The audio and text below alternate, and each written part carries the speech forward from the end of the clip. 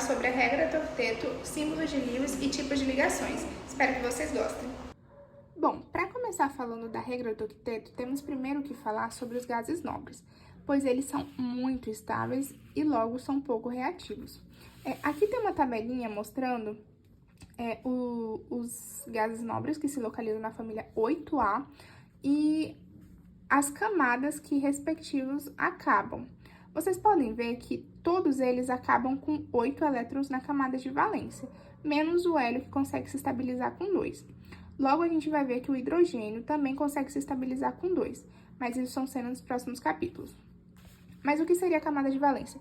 Camada de valência é a última camada do átomo, ou seja, a mais distante do núcleo. Logo, os átomos ganham, perdem ou compartilham elétrons para adquirir estabilidade química que os gases nobres possuem, inclusive o hélio, tá? Com 2 ou 8 elétrons na camada de valência. Bom, podemos ver que temos exceções à regra do octeto. Logo, o berílio, ele fica estável com 4 elementos na camada de valência, CV é a camada de valência. E o boro também fica estável com 6 elétrons na camada de valência. Logo, eles não precisam estar com 8, fazendo 4 ligações ou compartilhamento de elétrons. O berílio fica estável e o boro fica com 6. Agora, falando sobre o símbolo de Lewis, temos aqui o Na, que possui número atômico 11, e aqui está sua distribuição eletrônica. Logo, podemos ver que a camada 3s possui apenas um elétron. Logo, ele tende a perder esse elétron e ficar com a penúltima camada, que possui 8 elétrons, logo ele fica estável. O número de elétrons na camada de valência sempre vai estar representado junto com o símbolo do átomo. Pode ser representada como bolinha ou como xizinho, tá? Aqui embaixo, pulando essa parte e essa parte que a gente vai voltar posteriormente, nós temos o flúor. O flúor, ele possui 7 elétrons na camada de valência, pois aqui é o número atômico dele, e aqui é a distribuição eletrônica dele. Ele possui 7 elétrons na camada de valência, porque 2 mais 5 é 7, e ele pode ser representado por bolinha ou por xizinho. Aqui podemos ver a reação do Na com o flúor. Aqui é um elétron do Na e o flúor possui 7.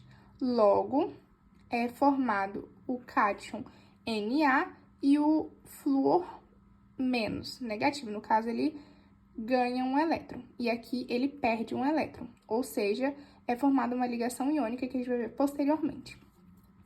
Aqui, nós temos sobre a doação de elétrons. Quando o Na vai doar um elétron para o flúor, é representado com essa setinha, mas ela só tem esse tracinho aqui para cima, que representa que foi doado um elétron.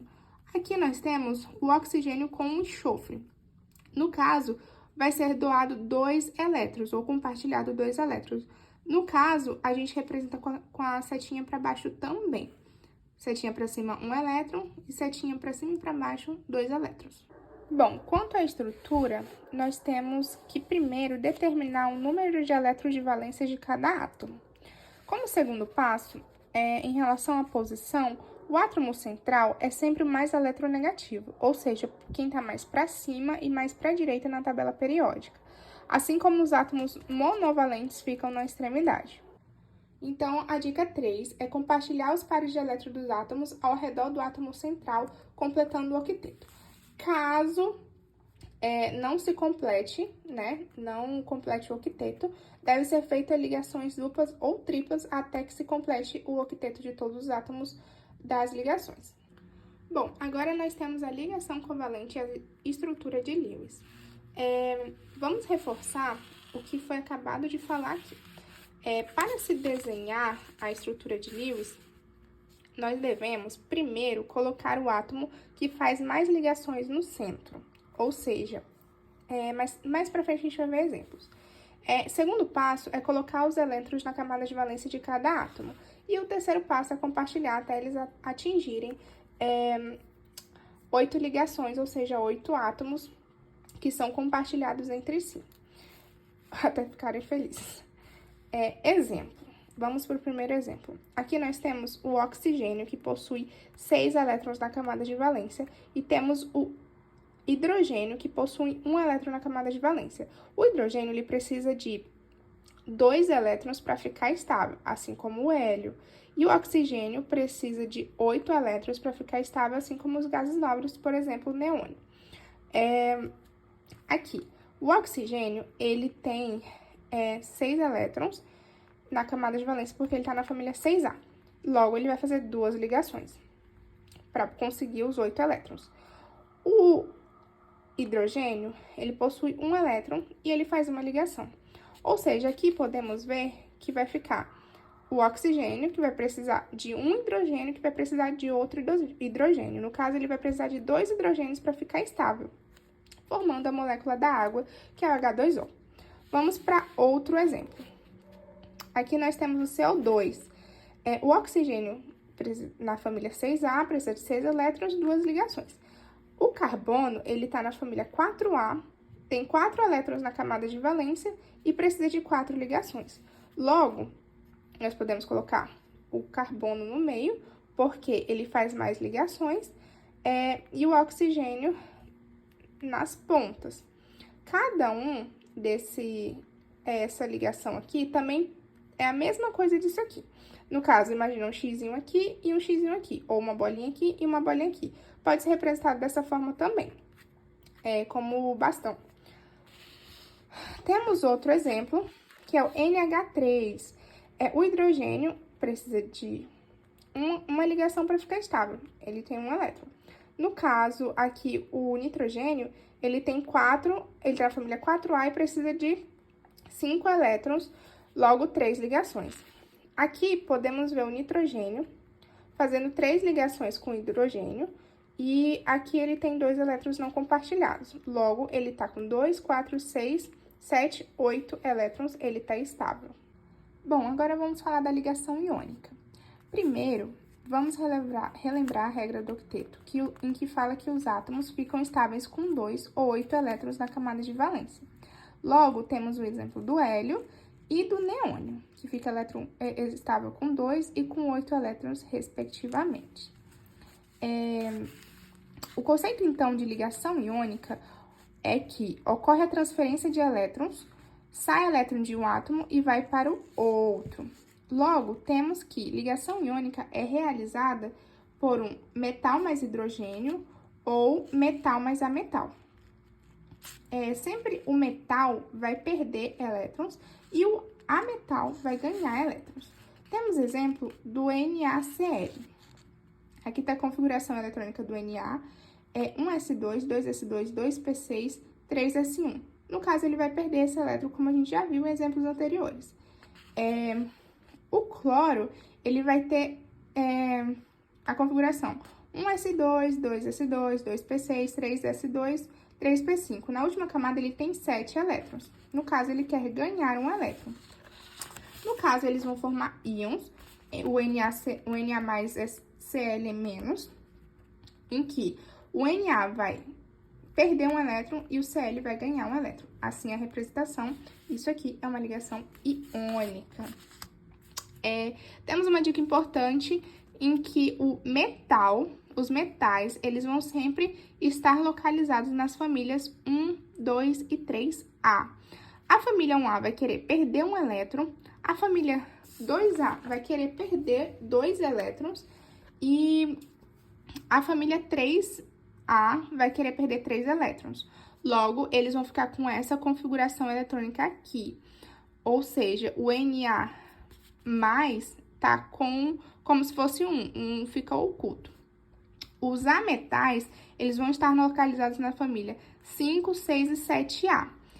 O 5A quer ganhar 3 elétrons para se estabilizar com 8, né? E o símbolo vai ficar 3 menos. No caso, ele ganhou 3 elétrons. A família 6A vai ganhar 2 elétrons, vai ficar com a configuração 2 menos. E o 7A vai ganhar 1 elétron e ficar com a configuração 1 menos, ou só menos. Aqui vamos prever fórmulas. Aqui na letra A, temos o Ca e o Cl.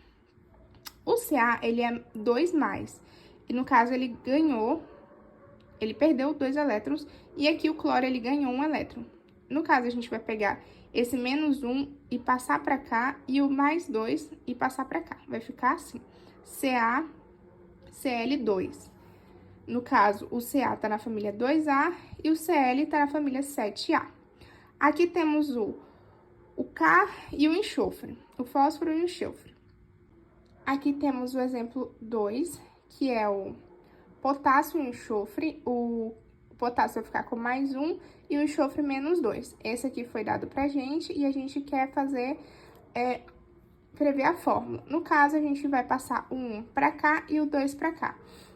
Ignora as cargas, tá, galera? Então, vamos ficar com K2S. O 1 tá aqui escondido. O K fica na família 1A e o S fica na família 6A. Agora temos as ligações metálicas. Elas ocorrem entre metais que podem ser de átomos iguais ou átomos diferentes de metal. As ligações não seguem a regra do octeto, tá bom? Diferente das ligações covalente e iônica, elas seguem o modelo de mar de elétrons. Mas por que mar de elétrons? Primeiramente, vamos imaginar essa estrutura aqui como uma estrutura metálica. Estão vendo que existem vários cátions. Por que cátions? Porque eles perderam seus elétrons. Mas calma que os elétrons não estão em outro lugar. Os elétrons estão aqui dentro dessa estrutura metálica.